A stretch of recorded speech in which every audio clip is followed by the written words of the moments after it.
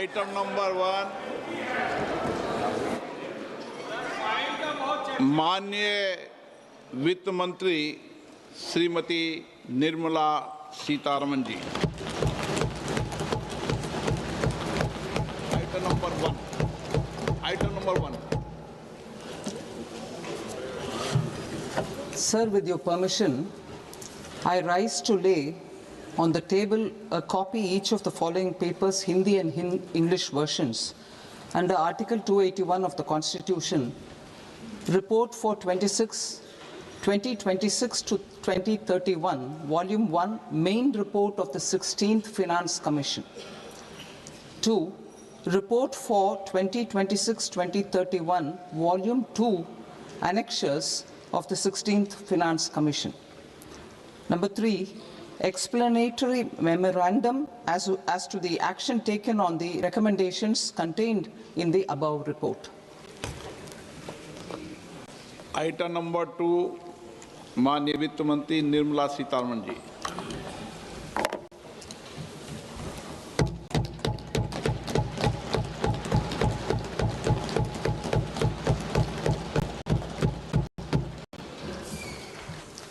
Honorable Speaker, sir, on the sacred occasion of Magh Purnima and the birth anniversary of Guru Ravidas, I present the budget for the year 2026-2027. Since we assumed office 12 years ago, India's economic trajectory has been marked by stability, fiscal discipline, sustained growth, and moderate inflation.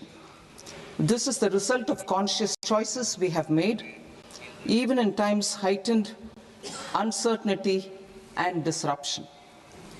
Our government, led by Honorable Prime Minister Modi, has decisively and consistently chosen action over ambivalence, reform over rhetoric, and people over populism. We have pursued far-reaching structural reforms, fiscal prudence and monetary stability, whilst maintaining a strong thrust on public investment. Keeping Atmanirbharta as a lodestar, we have built domestic manufacturing capacity, energy security, and reduced critical import dependencies. Simultaneously, we have ensured that citizens benefit from every action of the government, undertaking reforms to support employment generation, agricultural productivity, household purchasing power, and universal services to people.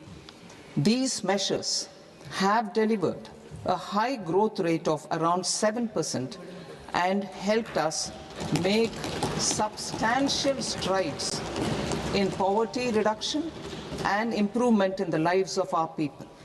Today, we face an external environment in which trade and multilateralism are imperiled and access to resources and supply chains are disrupted. New technologies are transforming production systems while sharply increasing demands on water, energy, and critical minerals. India will continue to take confident steps towards Vikasit Bharat, balancing ambition with inclusion. As a growing economy with expanding trade and capital needs, India must also remain deeply integrated with global markets, exporting more and attracting stable long-term investment. As I begin Part A, I want to express my gratitude to the people for standing firmly with us as we forge our way together towards becoming one of the largest economies of the world.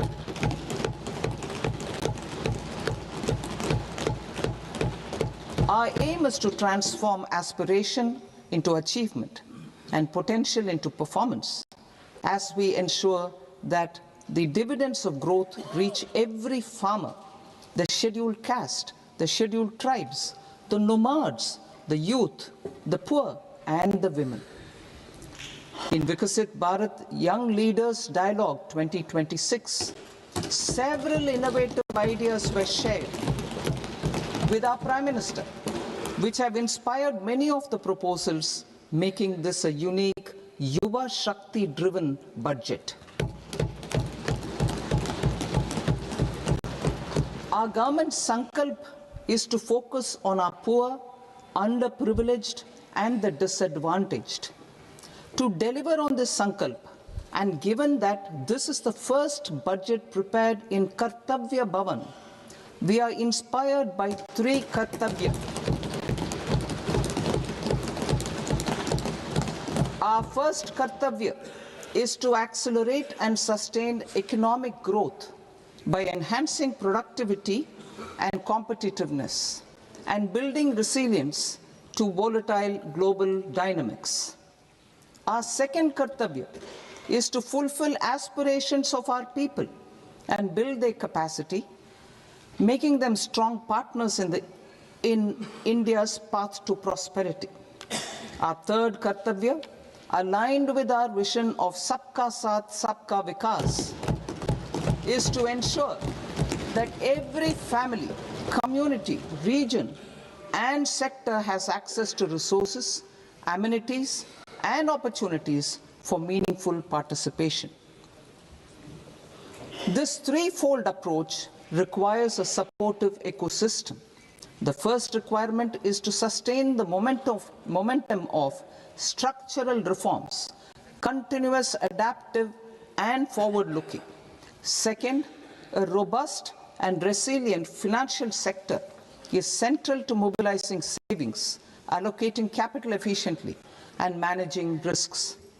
Third, cutting-edge technologies, including AI applications, can serve us as force multipliers for better governance. Reform Express. Our government has undertaken comprehensive reforms towards creating employment, boosting productivity, and accelerating growth. After the Prime Minister's announcement on Independence Day in 2025, over 350 reforms have been rolled out. This includes GST simplification, notification of labor codes, and rationalization of mandatory quality control orders. High-level committees have been formed, and in parallel, the central government is working with the state governments on deregulation and reducing compliance requirements. The Reform Express is well on its way and will maintain its momentum to help us fulfill our Kartavya. I now move to specific proposals. Under our first Kartavya, to accelerate and sustain economic growth, I propose interventions in 6 areas. 1. Scaling up manufacturing in 7 strategic and frontier sectors. 2. Rejuvenating legacy industrial sectors. 3. Creating champion MSMEs. 4. Delivering a powerful push for infrastructure. 5. Ensuring long-term security and stability. And 6. Developing city economic regions. Scaling up of manufacturing in 7 strategic and frontier sectors. Biopharma Shakti, meaning biopharma strategy for health advancement through knowledge, technology, and innovation. India's disease burden is observed to be shifting towards non-communicable diseases like diabetes, cancer, and autoimmune disorders. Biologic medicines are key to longevity and quality of life at affordable costs. To develop India as a global biopharma manufacturing hub,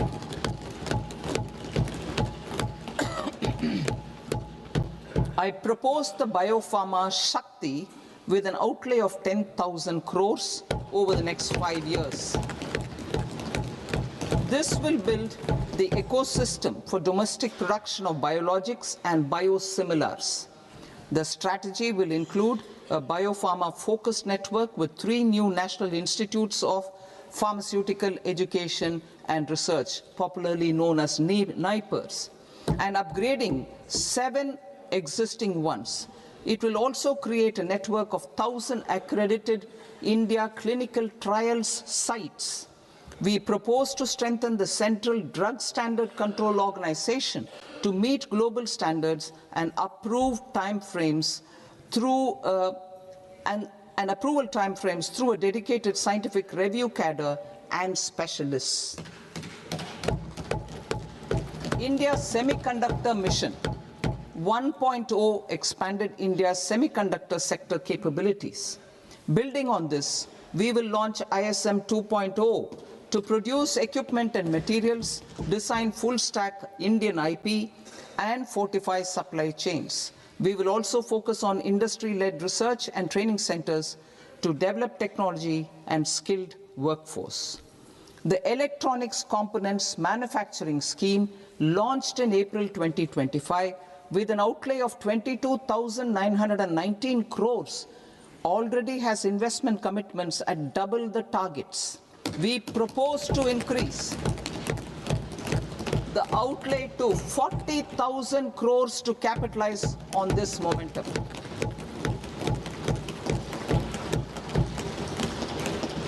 A scheme for rare earth permanent magnets was launched in 2025 November. We now propose to support the mineral-rich states of Odisha, Kerala, Andhra Pradesh, and Tamil Nadu to establish dedicated rare earth corridors to promote mining, processing, research, and manufacturing. To enhance domestic chemical production and reduce import dependency, we will launch a scheme to support states in establishing 3 dedicated chemical parks through challenge route on a cluster-based plug-and-play model. Strong capital goods.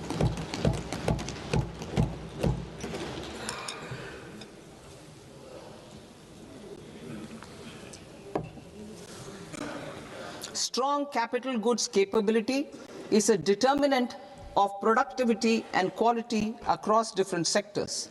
Towards building this capacity, I propose the following. High-tech tool rooms will be established by central public sector enterprises at 2 locations as digitally enabled automated service bureaus that locally design, test, and manufacture high-precision components at scale and at lower cost. 2. A scheme for enhancement of construction and infrastructure equipments will be introduced to strengthen domestic manufacturing of high value and technologically advanced CIE.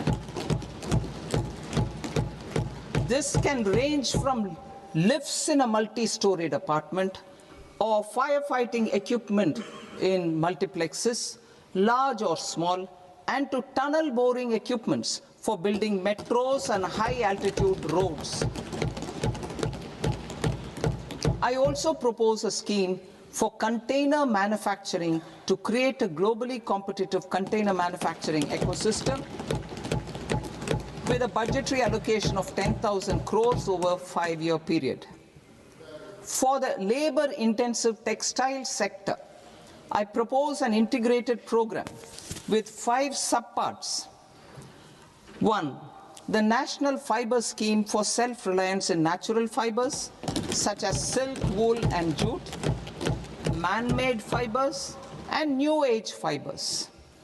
Textile expansion and employment scheme to modernize traditional clusters with capital support for machinery, technology upgradation, and common testing and certification centers. 3. The National Handloom and Handicraft Program to integrate and strengthen existing schemes and ensure targeted support for weavers and artisans. Tex Eco Initiative to promote globally competitive and sustainable textiles and apparels. Samarth 2.0 to modernize the upgrade the textile skilling ecosystem through collaboration with industry and academic institutions. Further, I propose to set up mega textile parks in challenge mode. They can also focus on bringing value addition to technical textiles. I propose to launch the Mahatma Gandhi Gram Swaraj initiative to strengthen khadi, handloom, and handicrafts. This will help in global market linkage and branding. It will streamline and support training, skilling, quality of process, and production. This will benefit our weavers, village industries, one district, one product, ODOP initiative, and also our rural youth. India has the potential to emerge as a global hub for high quality, affordable sports goods. I propose a dedicated initiative for sports goods that will promote manufacturing, research, and innovation in equipment design as well as material sciences. Rejuvenation of legacy industrial clusters. I propose to introduce a scheme to revive 200 legacy industrial clusters to improve their cost competitiveness and efficiency through infrastructure and technology upgradation. Creating champion SMEs and supporting micro enterprises. Recognizing MSMEs as a vital engine of growth, I propose a three-pronged approach to help them grow as champions. Equity support. I propose to introduce a dedicated 10,000 crores SME growth fund to create future champions, incentivizing enterprises based on select criteria. I also propose to top up the Self-Reliant India Fund set up in 2021 with 2,000 crores to continue support to micro enterprises and maintain their access to risk capital. Liquidity support. With TREDS, more than 7 lakh crore has been made available to MSMEs. To leverage its full potential, I propose 4 measures. 1. Mandate TREDS as the transaction settlement platform for all purchases from MSMEs by CPSEs, serving as a benchmark for other corporates. 2. Introduce a credit guarantee support mechanism through CGT-MSE for invoice discounting on TREDS platform. 3. Link GEM with TREDS for sharing information with financiers about government purchases from MSMEs, encouraging cheaper and quicker financing. 4. Introduce TREDS receivables as asset-backed securities, helping develop a secondary market, enhancing liquidity and settlement of transactions. Professional support. Government will facilitate professional institutions such as the ICAI, ICSI, ICMAI to design short-term modular courses and practical tools to develop a cadre of corporate mitras, especially in Tier 2 and Tier 3 towns. These accredited para-professionals will help MSMEs meet compliance requirements at affordable costs. Infrastructure. During this past decade, our government has undertaken several initiatives for large-scale enhancement of public infrastructure, including through new financing instruments such as Infrastructure Investment Trust (InvITs) and Real Estate Investment Trust (REITs), and institutions like NIIF and NABFID. We shall continue to focus on developing infrastructure in cities with over 5 lakh population, that is Tier 2, Tier 3 cities, which have expanded to become growth centers. Public capital expenditure has increased manifold from 2 lakh crore in 2014-15 to an allocation of 11.2 lakh crore in BE 25-26. In this coming year, that is financial year 2026-27, I propose to increase it to 12.2 lakh crores to continue the momentum. To strengthen the confidence of private developers regarding risks during infrastructure development and construction phase, I propose to set up an infrastructure risk guarantee fund to provide prudentially calibrated partial credit guarantee to lenders. Over the years, RITES have emerged as a successful instrument for asset monetization. I propose to accelerate recycling of significant real estate assets of the CPSEs through the setting up of dedicated RITES. To promote environmentally sustainable movement of cargo, I propose to 1. Establish new dedicated freight corridors connecting Dankuni in the east to Surat in the west. Operationalize 20 new national waterways over the next 5 years, starting with National Waterways 5 in Orissa to connect mineral-rich areas of Talcher and Angul and industrial centers like Kalinga Nagar to the ports of Paradeep and Dhamra. Training institutes will be set up as regional centers of excellence for development of required manpower for these waterways. This will benefit youth in the entire stretch of the waterways to train and acquire skills. Further, a ship repair ecosystem catering to inland waterways will also be set up at Varanasi and Patna.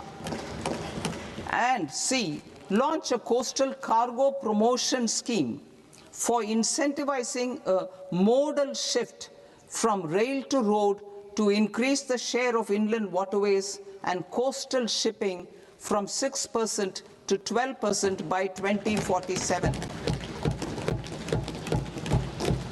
To enhance last mile and remote connectivity and promote tourism, I propose to give incentives to indigenize manufacturing of seaplanes. A seaplane VGF scheme will be also introduced to provide support for operations. Carbon capture, utilization and storage.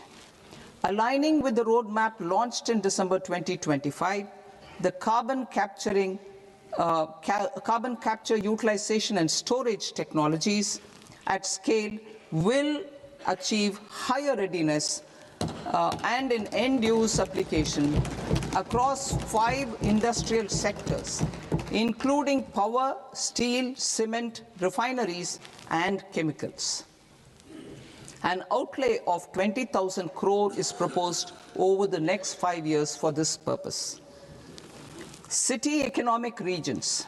Cities are India's engines of growth, innovation, and opportunities. We shall now focus on Tier 2, Tier 3 cities, and even temple towns, which need modern infrastructure and basic amenities.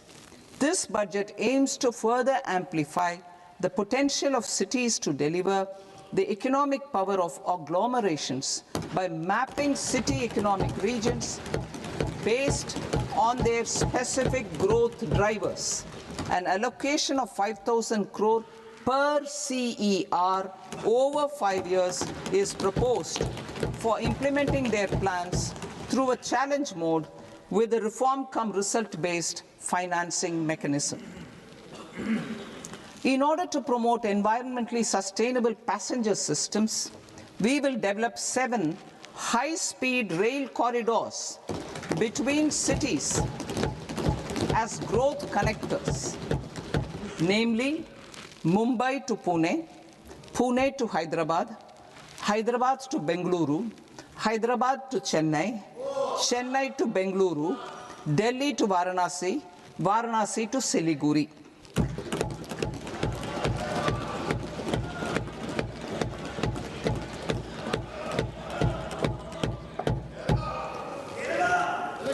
Financial sector.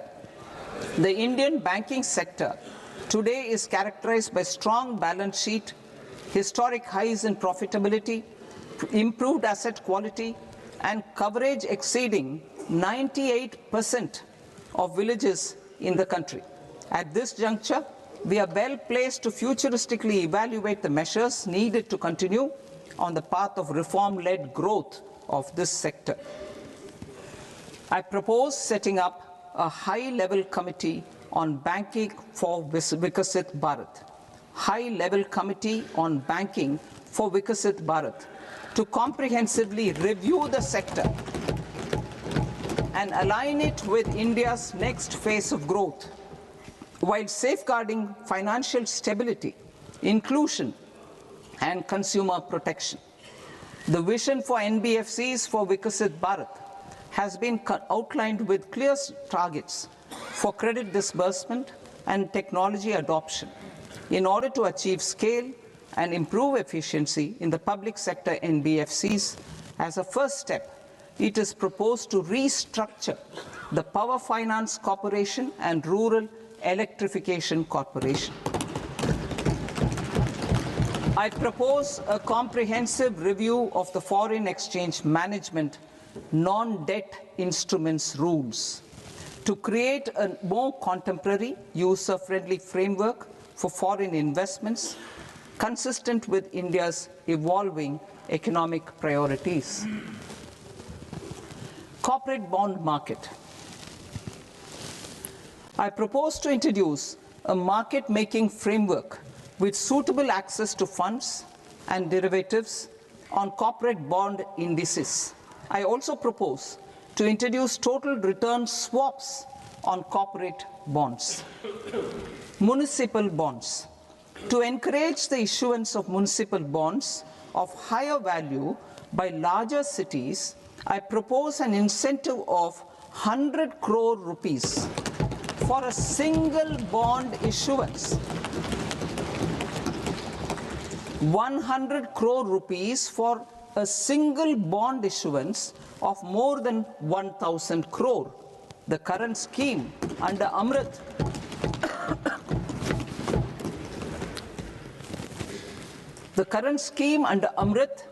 which incentivizes issuances up to 200 crores only, will also continue to support smaller and medium towns. That will also continue to support the smaller and medium towns. Ease of doing business. Individual persons resident outside India, PROI, will be permitted to invest in equity instruments of listed Indian companies through the Portfolio Investment Scheme. It is also proposed to increase the investment limit for an individual PROI under the scheme from 5% to 10%, with an overall investment limit for all individual PROIs to 24% from the current 10%. Emerging technologies including AI. 21st century is technology-driven. Adoption of technology is for the benefit of all people. Farmers in the field, women in STEM, youth keen to upskill, and Divyangjan to access newer opportunities. The government has taken several steps to support new technologies through AI Mission, National Quantum Mission, Anusandhan National Research Fund, and Research and Development and Innovation Fund.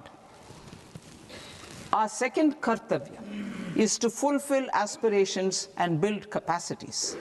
Close to 25 crore individuals have come out of multi-dimensional poverty through a decade of our government's sustained and reform-oriented efforts.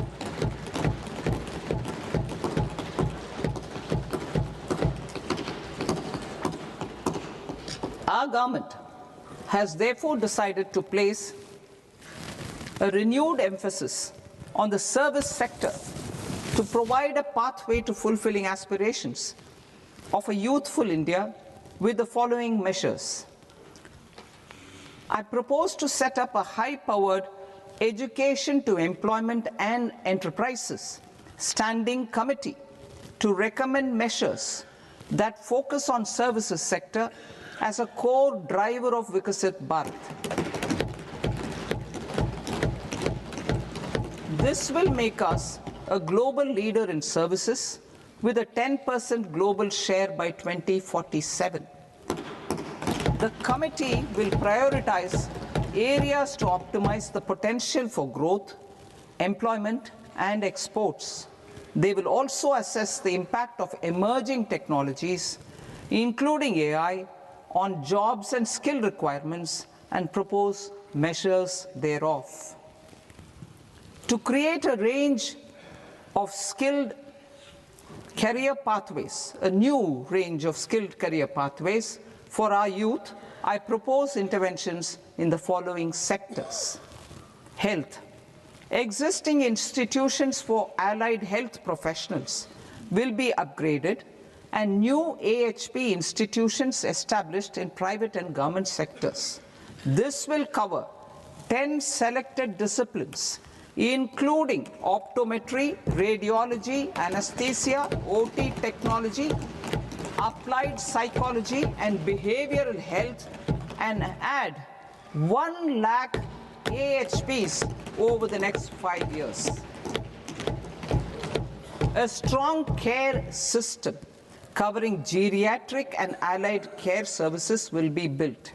A variety of NSQF aligned programs will be developed to train multi-skilled caregivers, combining core care and allied skills such as wellness, yoga, and operation of medical assistive devices. In the coming year, 1.5 lakh caregivers will be trained.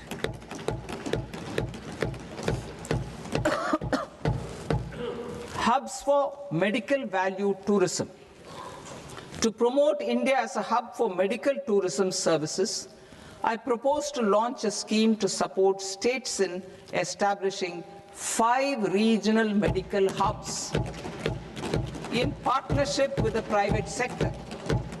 These hubs will serve as integrated healthcare complexes that combine medical, educational, and research facilities. They will have Ayush centers, medical value tourism facilitation centers, and infrastructure for diagnostics, post-care, and rehabilitation.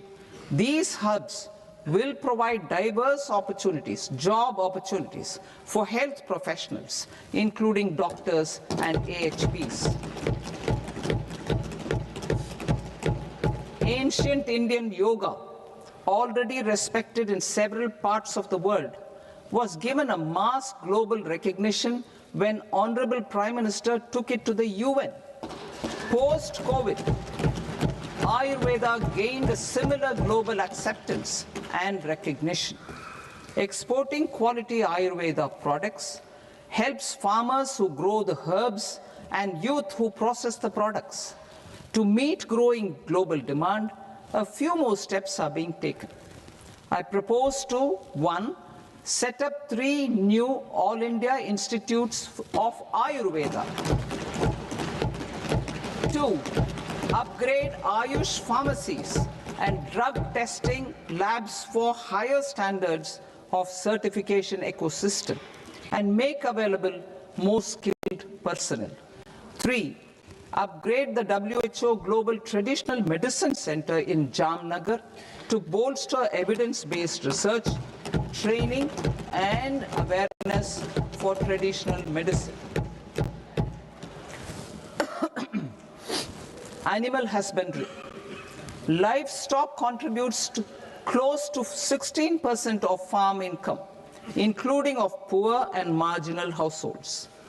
To scale up availability of veterinary professionals by more than 20,000, I propose to roll out a loan-linked capital subsidy support scheme for establishment of veterinary and para-veterinary colleges, veterinary hospitals, diagnostic laboratories, and breeding facilities in private sector. Collaboration between Indian and foreign institutions will also be facilitated. Orange economy. India's animation, visual effects, gaming and comics sector, AVGC sector, is a growing industry projected to require 2 million professionals by 2030. I propose to support the Indian Institute of Creative Technologies, Mumbai, in setting up AVGC content creator labs in 15,000 secondary schools all over the country and 500 colleges. The Indian design industry is expanding rapidly, and yet there is a shortage of Indian designers. I propose to establish, through Challenge Route, a new National Institute of Design to boost design education and development in the eastern region of India. Education. Our government will support states through Challenge Route in creating 5 university townships in the vicinity of major industrial and logistics corridors. These planned academic zones will host multiple universities, colleges, and research institutions, skill centers, and residential complexes. In higher education, STEM institutions, prolonged hours of study and laboratory work pose some challenges for girl students. Through VGF, Viability Gap Funding and capital support, one girls' hostel will be established in every district.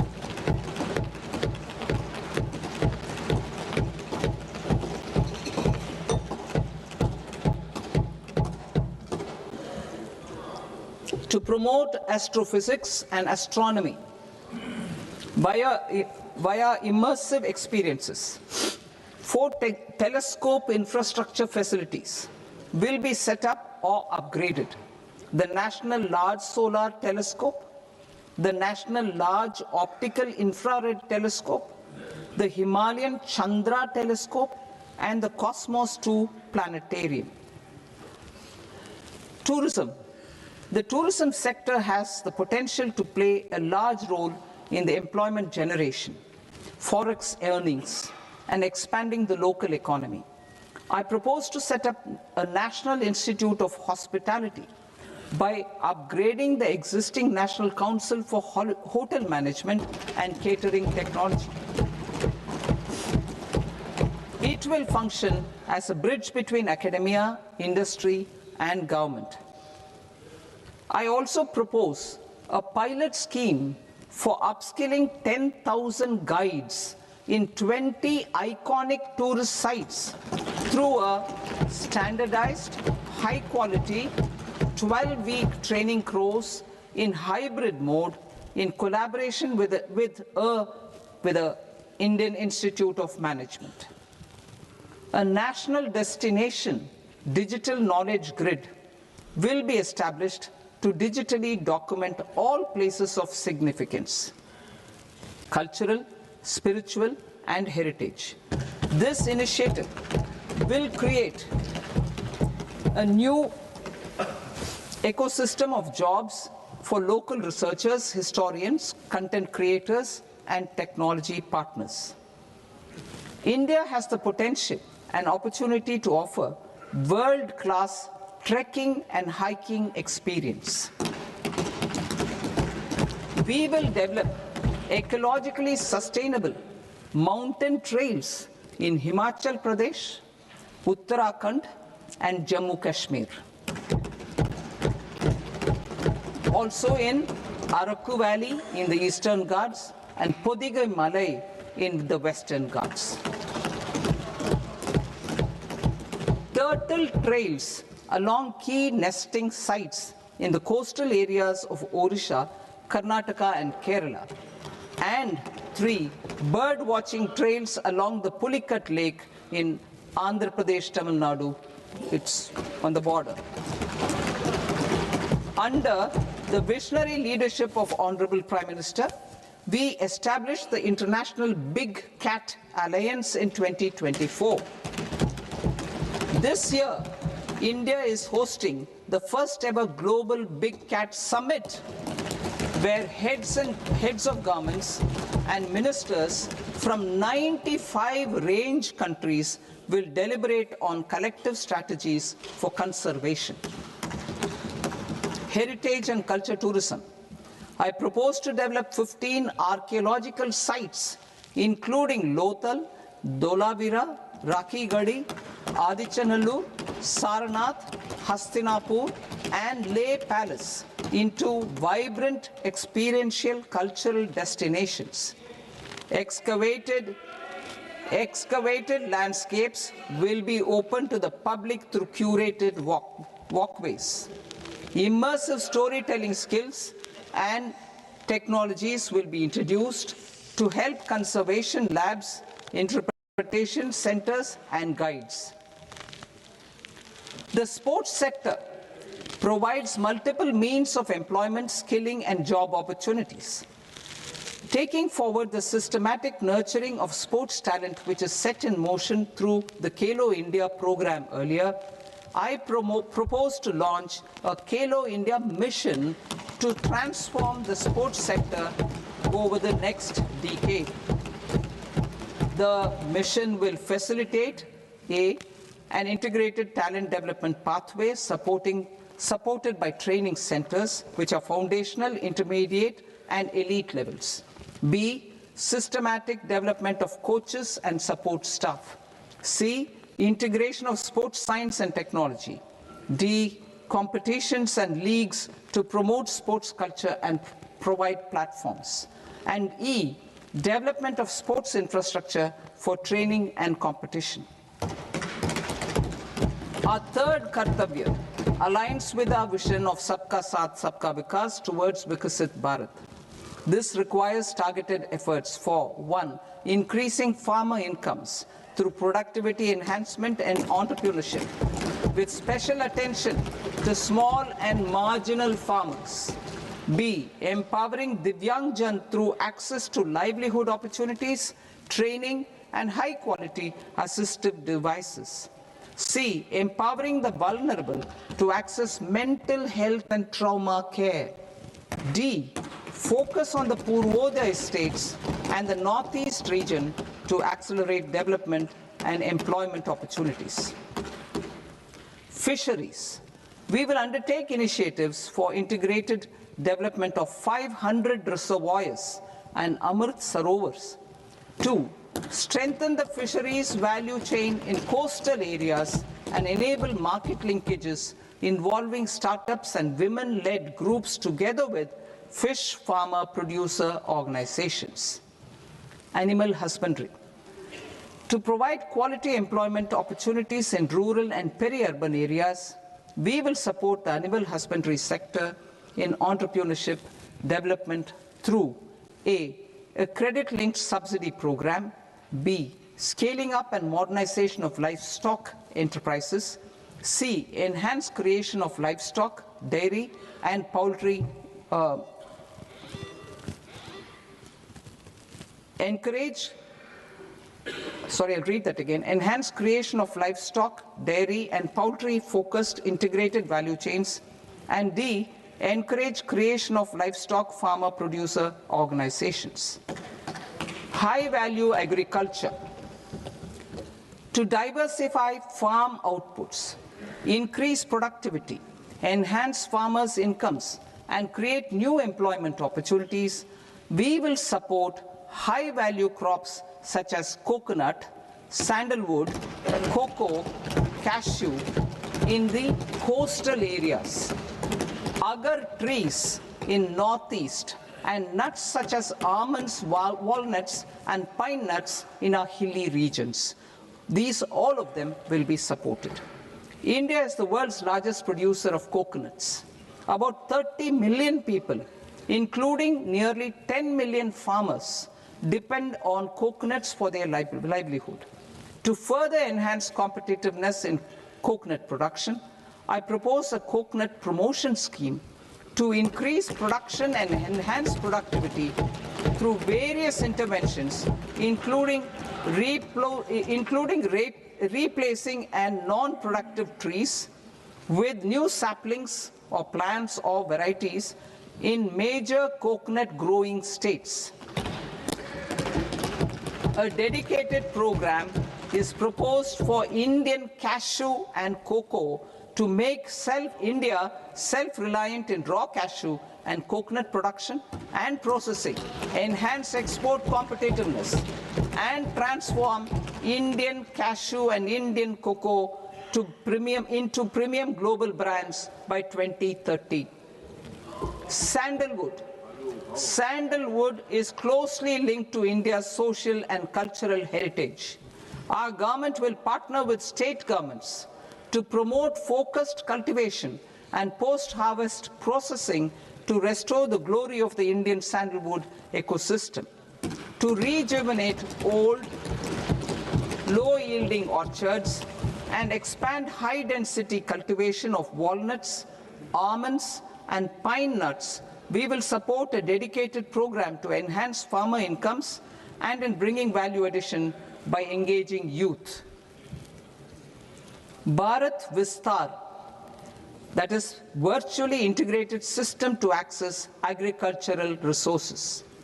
I propose to launch Bharat Vistar, a multilingual AI tool that shall integrate the AgriStack portals and the ICAR package on agricultural practices with AI systems. This will enhance farm productivity, enable better decisions for farmers, and reduce risk by providing customized advisory support. She Marts for rural women-led enterprises. Building on the success of Lakpati Didi program, I propose to help women take the next step from credit-linked livelihoods to being owners of enterprises. Self-help entrepreneur, She Marts will be set up as community-owned retail outlets within the cluster-level federations through enhanced and innovative financing instruments. Empowering Divyangjan. Divyangjan Kaushal Yojana. Information technology, AVGC sectors, hospitality and food and beverages sectors often offer task-oriented and process-driven roles which are suitable for Divyangjan. We will ensure dignified livelihood opportunities through industry-relevant and customized training specific to each Divyangjan group. Divyang Sahara Yojana. Timely access to high-quality assistive devices for all eligible Divyangjan is a fundamental need.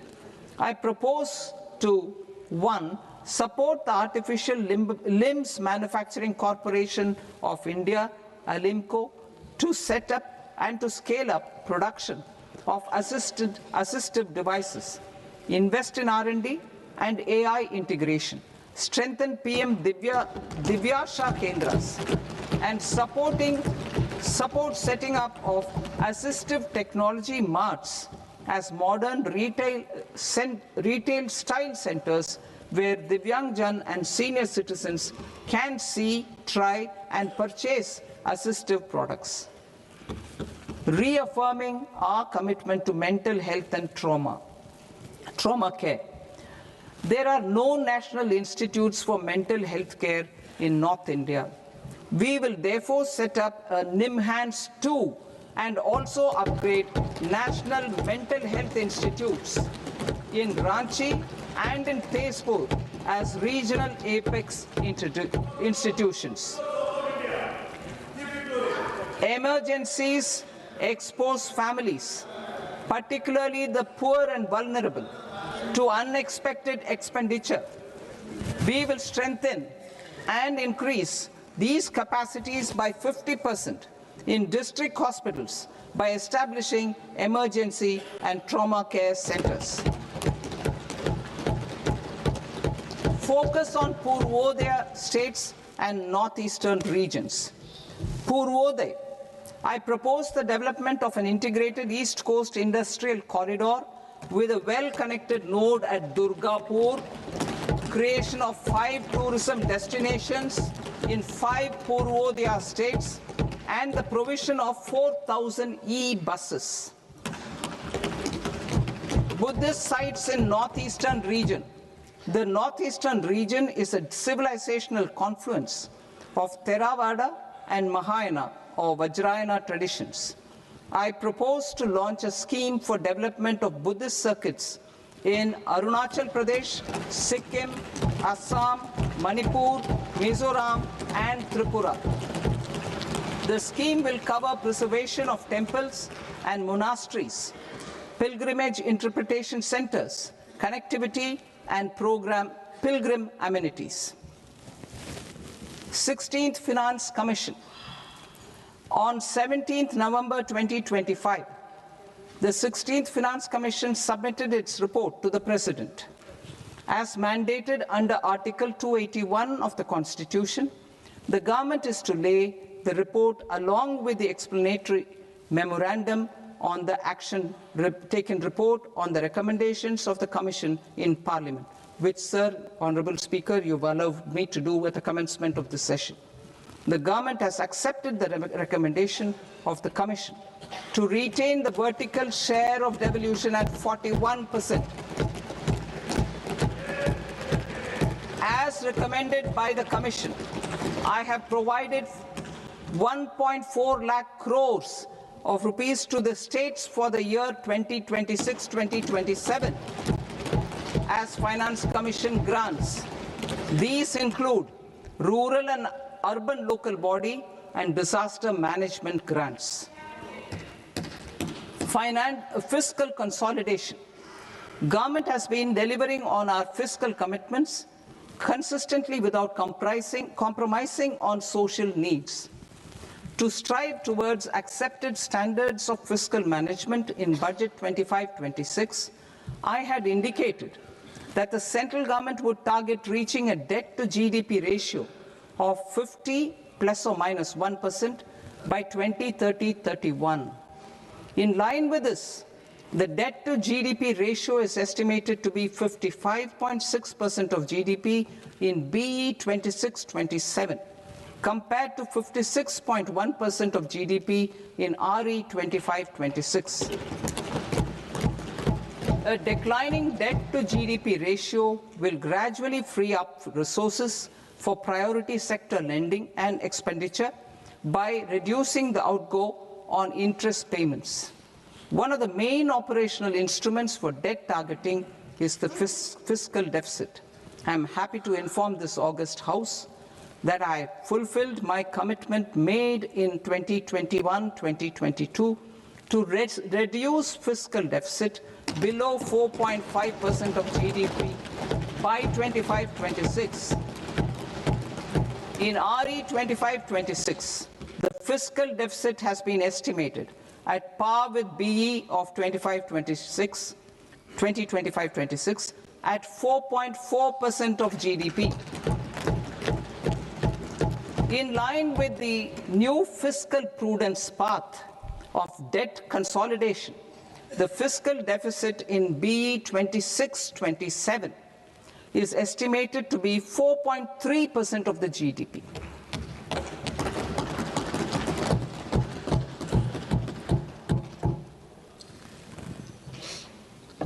The revised estimates of the non-debt receipts are 34 lakh crore rupees, of which the centre's net tax receipts are 26.7 lakh crore. The revised estimate of the total expenditure is 49.6 lakh crore rupees, of which the capital expenditure is about 11 lakh crores. Budget estimates 2026 to 2027.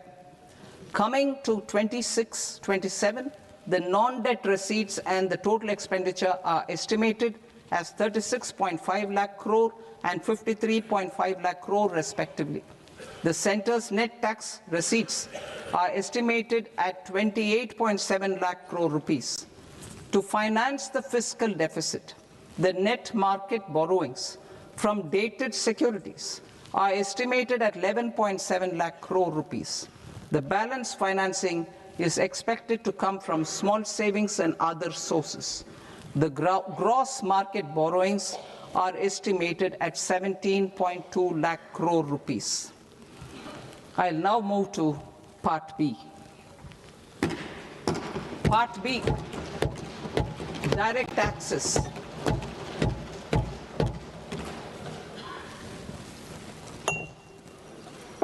Honorable Speaker, sir, I now present my proposals on direct taxes. New Income Tax Act. In July 2024, I announced a comprehensive review of the Income Tax Act 1961. This was completed in a record time, and the Income Tax Act 2025 will come into effect from 1st April 2026. The simplified income tax rules and forms will be notified shortly, giving adequate time to taxpayers to acquaint themselves with its requirements. The forms have been redesigned such that ordinary citizens can comply without difficulty. Ease of living. I propose that any interest awarded by the Motor Accident Claims Tribunal to a natural person will be exempt from income tax, and any TDS on this account will be done away with. I propose to reduce TCS rate on the sale of overseas tour program package from the current 5% and 20% to 2% without any stipulation of amount. I propose to reduce TCS rate for pursuing education and for medical purposes under the Liberalized Remittance Scheme, popularly known as LRS, from 5% to 2%. Supply of manpower services is proposed to be specifically brought within the ambit of payment to contractors for the purpose of TDS to avoid ambiguity. Thus, TDS on these services will be at the rate of either 1% or 2% only. I propose a scheme for small taxpayers, wherein a rule-based automated process will enable obtaining a lower or nil deduction certificate instead of filing an application with the assessing officer. For the ease of taxpayer holding securities in multiple companies, I propose to enable depositories to accept Form 15G or Form 15H from the investor and provide it directly to various relevant companies. I propose to extend time available for revising returns from 31st December to up to 31st March with the payment of a nominal fee. I also propose to stagger the timeline for filing of tax returns. Individuals with ITR 1 and ITR 2 returns will continue to file till 31st July, and non-audit business cases or trusts are proposed to be allowed time till 31st August. TDS on sale of immovable property by a non-resident is proposed to be deducted and deposited through resident buyers and his or her PAN-based challan instead of requiring a TAN, which is a temporary accounting number. To address practical issues of small taxpayers like students, young professionals, tech employees, relocated NRIs, and such others, I propose to introduce a one-time 6-month foreign asset disclosure scheme for these taxpayers to disclose income or assets below a certain size. This scheme would be applicable for two categories of taxpayers, namely A, who did not disclose their overseas income or assets, and B, who disclosed their overseas income and or paid due tax but could not declare the asset acquired. For category A, the limit of undisclosed income or asset is proposed to be up to 1 crore rupees. They need to pay 30% of fair market value of asset or 30% of undisclosed income as tax and 30% as additional income tax in lieu of penalty and would thereby get immunity from prosecution. For category B, asset value is proposed to be up to 5 crore rupees. Here, immunity from both penalty and prosecution will be available with a payment of fee of 1 lakh rupees. Rationalizing penalty and prosecution. Multiplicity of proceedings are hindrance to the ease of doing business. I propose to integrate assessment and penalty proceedings by way of a common order for both. There will be no interest liability on the taxpayer on the penalty amount for the period of appeal before the first appellate authority, irrespective of the outcome of appeal process. Further, quantum of prepayment is being reduced from 20% to 10% and will continue to be calculated only on core tax demand. As an additional measure for reducing litigation, I propose to allow taxpayers to update their returns even after reassessment proceedings have been initiated, and an additional 10% tax rate over and above the rate applicable for the relevant year. The assessing officer will then use only this updated return in his proceedings. There is already a framework for immunity from penalty and prosecution in the cases of underreporting. I propose to apply this framework for immunity to misreporting too. However, in such a case, the taxpayer will need to pay 100% of the tax amount as an additional income tax over and above the tax and interest due. Penalties for certain technical defaults, such as failure to get accounts audited, non-furnishing of transfer pricing audit report, and default in furnishing statement for financial transactions are proposed to be converted into fee.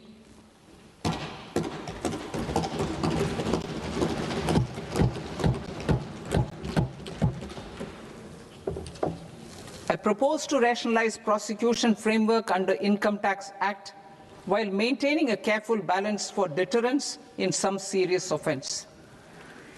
Non-production of books of account and documents and requirement of TDS payment where payment is made in kind are being decriminalized. Further, minor offences will attract fine only. The remaining prosecutions will be graded commensurate with the quantum of offence. They will entail only simple imprisonment with maximum imprisonment reduced to 2 years and power to courts to convert even those into fines. There is no penalty. There is no penalty presently for non-disclosure of non-immovable foreign assets with aggregate value less than 20 lakh rupees. I propose to also provide them with immunity from prosecution with retrospective effect from 1/10/2024.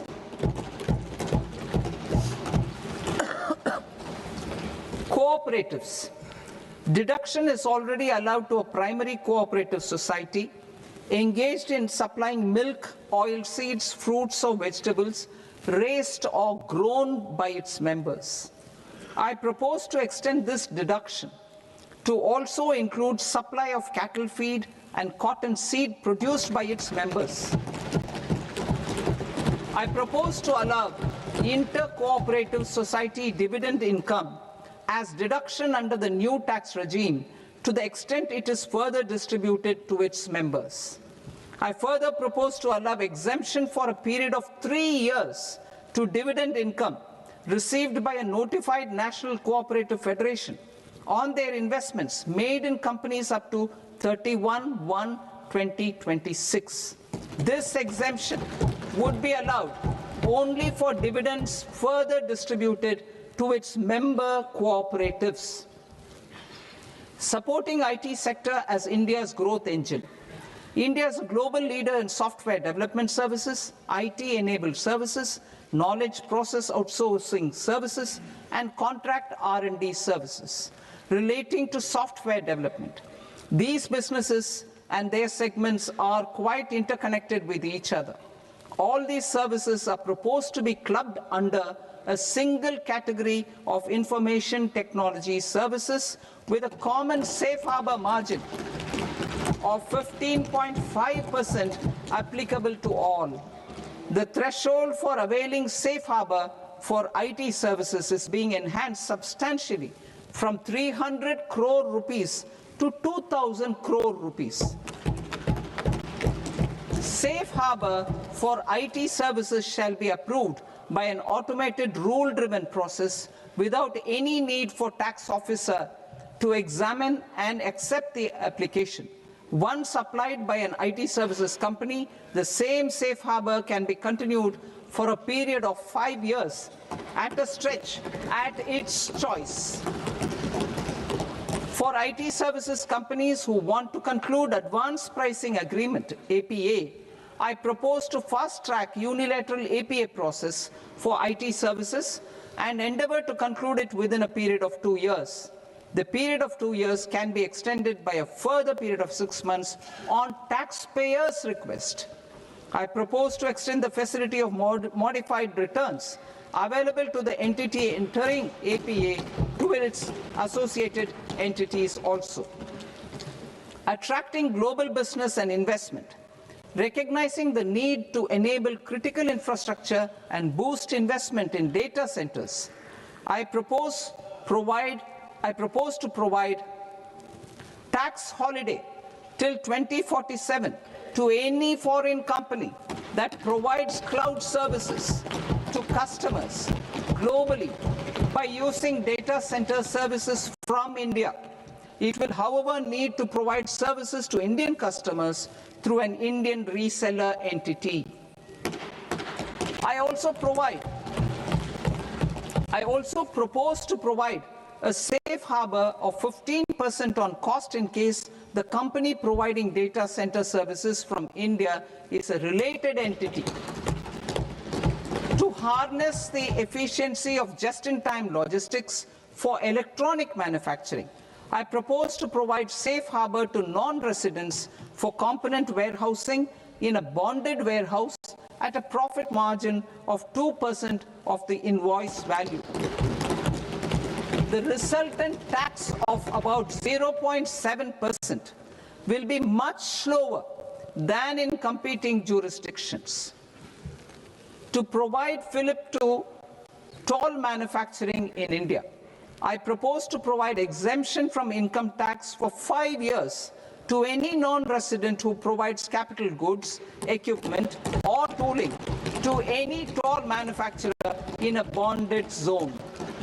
To encourage vast pool of global talent to work in India for a longer period of time, I propose to provide exemption to global, non-India sourced income of a non-resident expert for a stay period of 5 years under notified schemes. I propose to provide exemption from minimum alternate tax, the MAT, to all non-residents who pay tax on presumptive basis. Tax administration. I propose to constitute a joint committee of Ministry of Corporate Affairs and Central Board of Direct Taxes for incorporating the requirements of income computation and disclosure standards, the ICDS, in the Indian Accounting Standards, IND AS itself. Separate accounting requirement based on ICDS will be done away with from the tax year 27-28.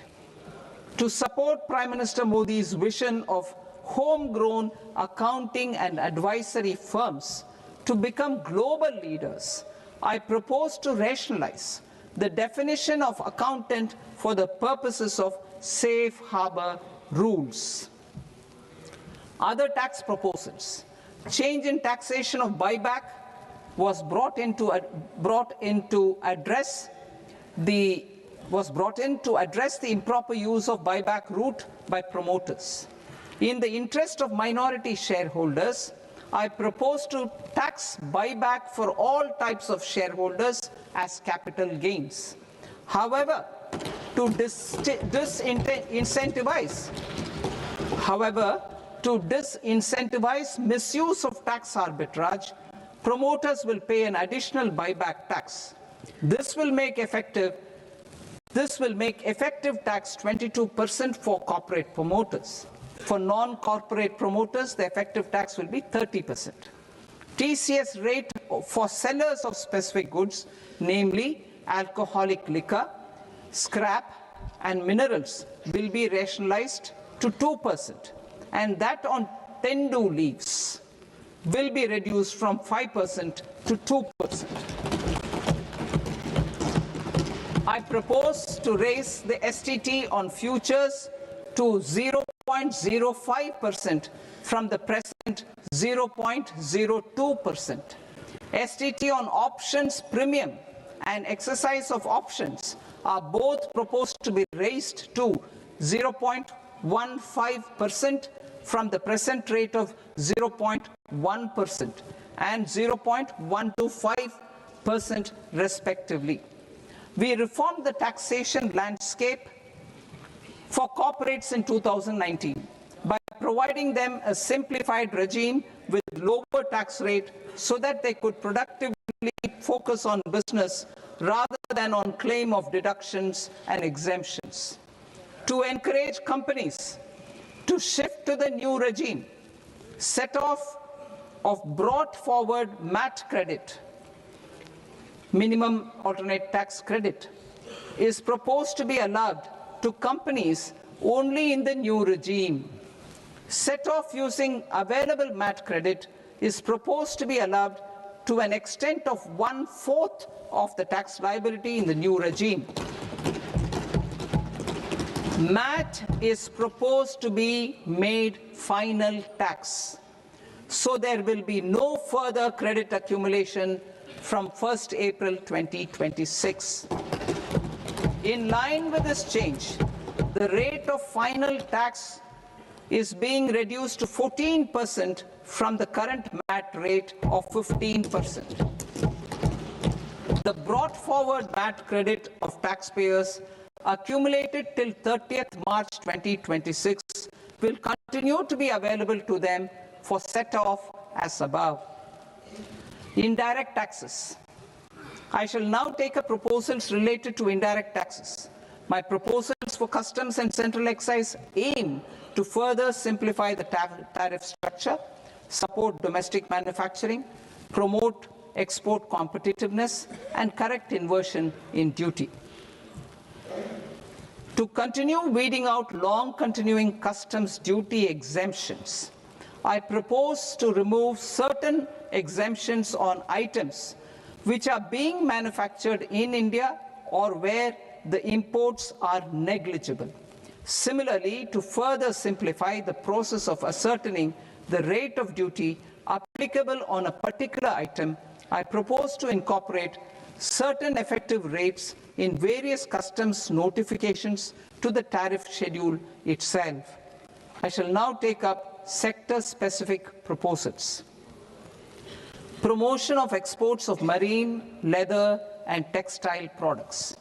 I propose to increase the limit for duty-free imports of specified inputs used for processing seafoods for export from the current 1% to 3% of FOB value of the previous year's export turnover. I also propose to allow duty-free imports of specified inputs, which is currently available for exports of leather or synthetic footwear, to exports of shoe uppers as well.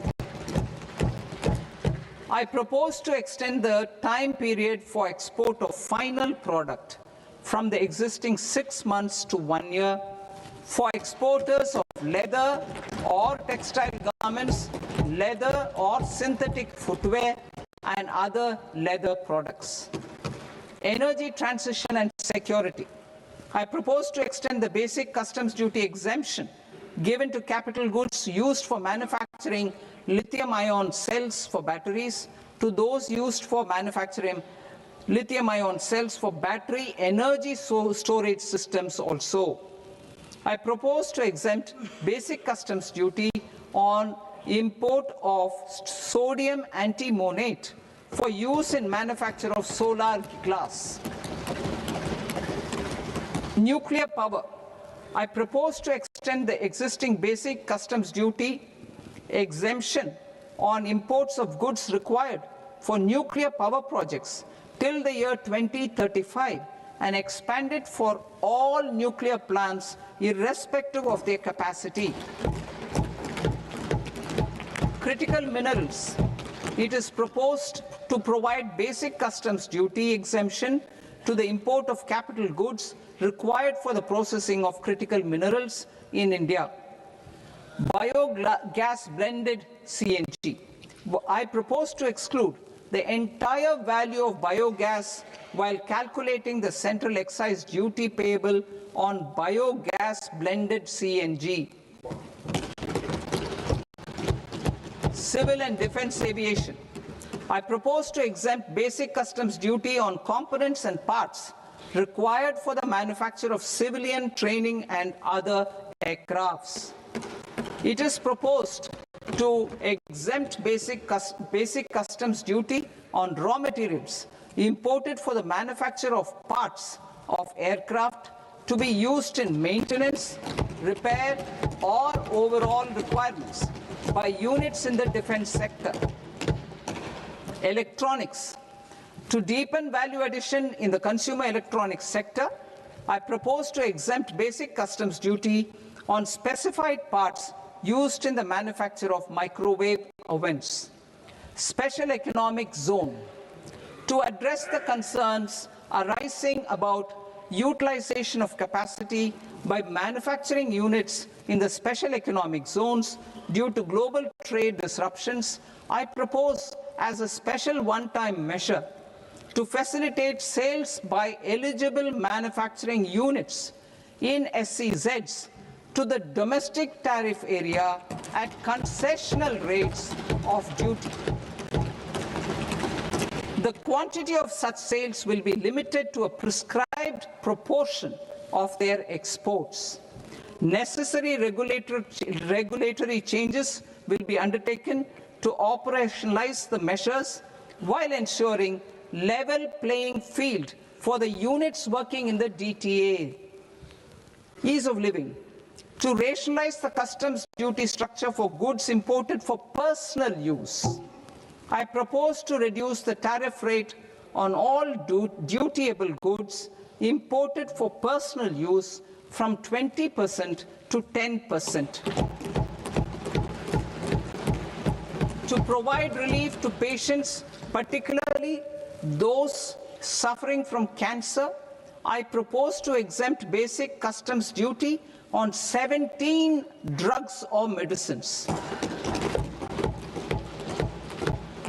I propose also to add 7 more rare diseases for the purposes of exempting import duties on personal imports of drugs, medicines, and food for special medical purposes used in their treatment. Customs process. India's role and share in the global trade is poised for a major leap in line with our ambition and journey towards Vikasit Bharat. In this regard, I propose many measures for custom processes to have minimal intervention for smoother and faster movement of goods and greater certainty to the trade. Trust-based systems. I propose to enhance duty deferral period for Tier 2 and Tier 3 authorized economic operators, known as AEOs, from 15 days to 30 days. I propose to provide eligible manufacturer importers the same duty deferral facility This should encourage them to get themselves accredited as a full-fledged Tier 3 AEO in due course. To provide greater certainty and for better business planning, I propose to extend validity period of advance ruling binding on customs from the present 3 years to 5 years. In the spirit of the whole of government approach,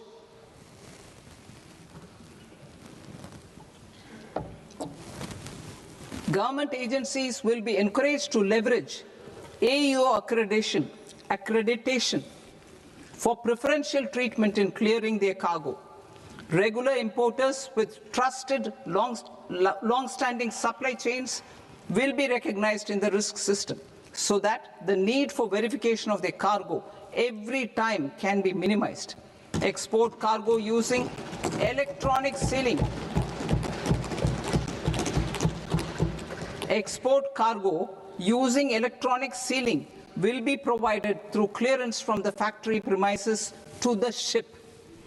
For import of goods not needing any compliance, filing of bill of entry by a trusted importer and arrival of goods will automatically notify customs for completing their clearance formalities. This will enable goods to be released immediately on arrival. The customs warehouse framework will be transformed into a warehouse operator-centric system with a self-declarations, electronic tracking, and risk-based audit. These reforms will move away from the current system of officer-dependent approvals and reduce transaction delays and compliance costs. Ease of doing business. Approvals required for cargo clearance from various government agencies will be seamlessly processed through a single and interconnected digital window by the end of the financial year. Processes involved in clearance of food, drugs, plant, and animal and wildlife products, accounting for about 70% of interdicted cargo, will be operationalized on this system by April 2026 itself. For goods not having any compliance requirement, clearance will be done by customs immediately after online registration is completed by the importer, subject to the payment of duty. Customs integrated system will be rolled out in 2 years as a single integrated and scalable platform for all customs processes. Utilization of non-intrusive scanning with advanced imaging and AI technology for risk assessment will be expanded in a phased manner with the objective to scan every container across all the major ports. New export opportunities to support Indian fishermen to fully harness the economic value of marine resources beyond our territorial waters. The following measures will be taken. A. Fish catch by an Indian fishing vessel in exclusive economic zone or on the high seas will be made free of duty. Landing of such fish on foreign port will be treated as export of goods. Safeguards will be put in place to prevent misuse during fish catch, transit, or transshipment. To support aspirations of India's small businesses, artisans, and startups to access global markets through e-commerce, I am pleased to announce complete removal of the current value cap of 10 lakh rupees per consignment on courier exports. In addition, handling of rejected and returned consignments will be improved with effective use of technology for identifying such consignments. I propose to revise provisions governing baggage clearance during international travel to address genuine concerns of passengers. The revised rules will enhance duty-free allowances in line with the present-day travel realities and provide clarity in temporary carriage of goods brought in or taken out. There are honest taxpayers who are willing to settle disputes by paying all their dues. But they get deterred due to negative connotation associated with penalty. They will now be able to close cases by paying an additional amount in lieu of penalty. Honorable Speaker, sir, with this, I commend the budget to this august House. Jai Hind.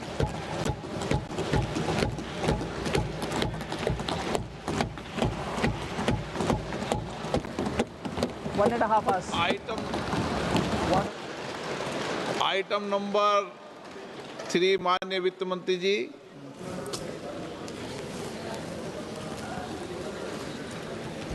Item number 2, sir. 3 Sir, with your permission, I rise to lay on the table of the following statements under Section 3(1) of the Fiscal Responsibility and Budget Management Act of 2003. Medium-term fiscal policy, fiscal policy strategy statement, and macroeconomic framework statement. Item number 4 माननीय वित्त मंत्री जी। Sir, with your permission, I move for leave to introduce the Finance Bill 2026. प्रश्न ये कि विधेयक को पुनर्स्थापित करने की अनुमति प्रदान की जाए। जो सदस्य इस पक्ष में हाँ गए, जो सदस्य विरोध में ना गए, मेरे विचार में निर्णय हाँ वालों के पक्ष में, हाँ वालों के पक्ष में अनुमति प्रदान की जाती है। माननीय मंत्री जी, अब विधेयक पूरे स्थापित करें। Sir, I introduce the bill. माननीय सदस्यगण, आपको सूचित किया जाता है कि माननीय वित्त मंत्री जी के बजट भाषण की कॉपी पब्लिकेशन काउंटर पर ली जाती है। बजट भाषण और बजट से संबंधित दस्तावेज आपके मोबाइल फोन और मेंबर पोर्टल्स पर ही उपलब्ध है। सभा की कार्रवाई कल सोमवार दिनांक